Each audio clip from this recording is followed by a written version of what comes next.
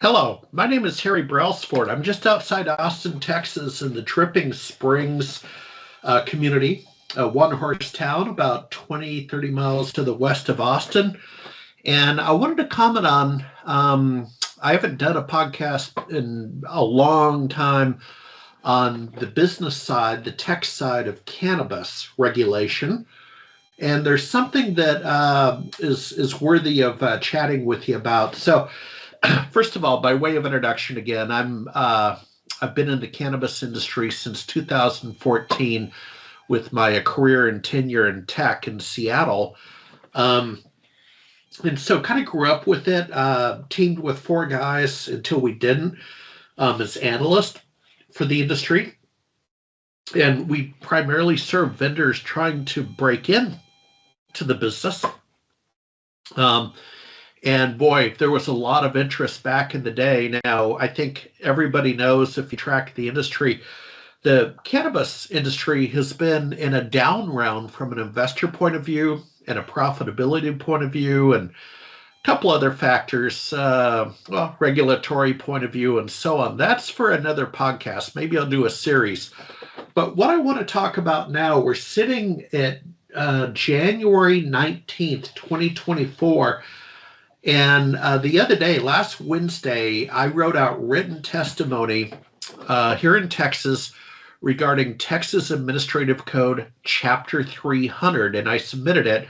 There's still time for you to do that. I'm going to put the link, and I'll confirm the date. I think it's the 26th of January that you can submit testimony about how you feel about hemp regulation, which also includes cannabis Delta 8 and so on. So I'll get that link to you just below. But Texas Administrative Code 300, first of all, what is it? It's an outgrowth of the state legislature where with the special sessions last summer, basically a fairly straightforward opportunity to save the hemp industry was supported by the governor. And the lieutenant governor did not support it. Welcome to Texas. But here's where we landed as they start to implement this. And I actually agree with a lot of the features. So it's under the Department of State and Health Services. Chapter 300, the manufacture, distribution, and retail sale of consumable hemp products. And so here are here's some of the pillars. The licensing and definitions of cannabis, backup licensing and definitions of hemp products in this chapter. Testing standards for consumable hemp, packaging, labeling, and retail sales rules, retail registration requirements, and inspection and enforcement procedures. And so this is actually good. Coming from the Seattle school, we want regulation, right? And it's been a little bit loose the way it's been implemented in the state of Texas, that you could buy a Delta 8 THC/hemp beverage at a gas station, and that could go to kids. So I actually support more effective licensing, testing standards, obviously packaging, labeling, and retail sales rules. For example, child-proof packaging, of course. Retail registration requirements, I'm going to talk about that in a minute. And then the final one, to repeat myself, was inspection enforcement procedures, and we support that. I support that, and we certainly saw that up in the state of Washington. And keeps honest people honest, keeps the bad guys, the bad players out, which is what I'm excited about, because you never know what you're getting on the street corner. And so this is exciting that we have this opportunity. But we need to monitor it closely, and your input is highly desirable. What I would add to what I just rattled off was, and I've talked to, here in Dripping Springs, we have House of Jane, a hemp dispensary. I've become pretty good friends with the owners. They know me as the Seattle guy. They're probably tired of me babbling.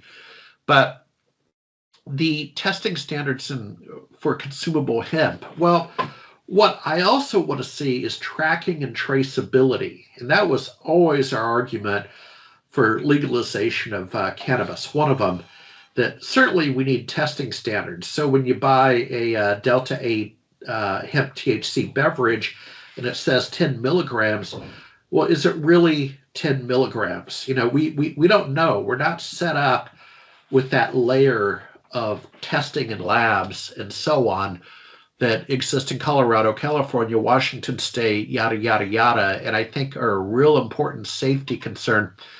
But tracking and traceability, we're not doing. We're certainly not doing it well. So the thing is, you can go in, House of Jane, shout out, and buy your favorite Delta 8 or True Hemp, products and so on.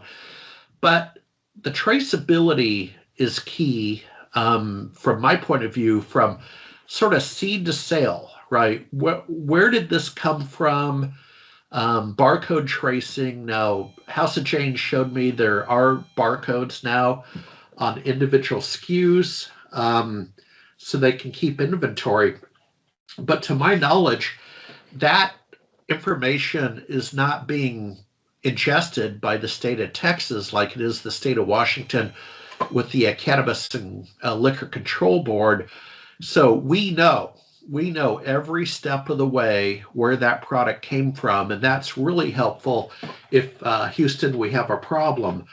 The other thing would be traceability. And so with traceability, and this has been an argument I made at South by Southwest in Austin, where they had a cannabis track a couple years ago, and there was a mom, and I'm sitting out in the hallway talking, and she doesn't like cannabis. She's got kids in high school at the time in Round Rock.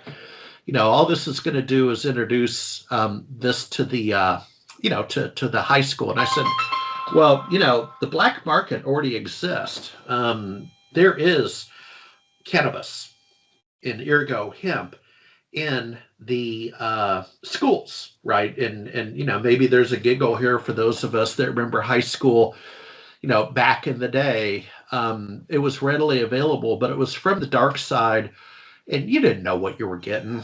But we sure the hell didn't have a way to recall it if there was, by analogy, an Exxon Valdez incident, and we had to recall it. And so I put that in my written testimony that, I even want more regulation.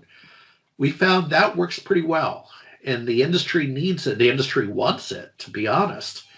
And then the final thing for this podcast was, I guess, under retail registration requirements. So currently, my understanding in the state of Texas is an annual license per location is $150. I know it was $150 in the state of Washington. I know some states pretty well. And this Chapter 300 wants to raise that to $20,000, an annual licensing fee per location, key point, and that's punitive. There's another podcast or two in me, but the way deductions and expenses are accounted for in cannabis, and I don't think Texas with the hemp has the same concerns about being able to deduct expenses from your taxes and so on. I will investigate that. But $20,000 a year is punitive. I talked to House of Jane. They kind of said it is what it is and we'll make do. But that really hurts the solo operators, the non big boys and girls that are in states like Florida, True Leave, and so on. So I spoke to that in my written testimony. I would like to see you, yay or nay, positive or negative, participate in this conversation. Again, I always encourage that. Even if you are against hemp and cannabis, doggone it, get involved. So I'll leave it at that. The link to do so, hurry up, is in the notes below. Thank you very much. I will have more podcasts on cannabis and hemp, and probably the nationwide view of the world, Texas, and so on. Thank you very much.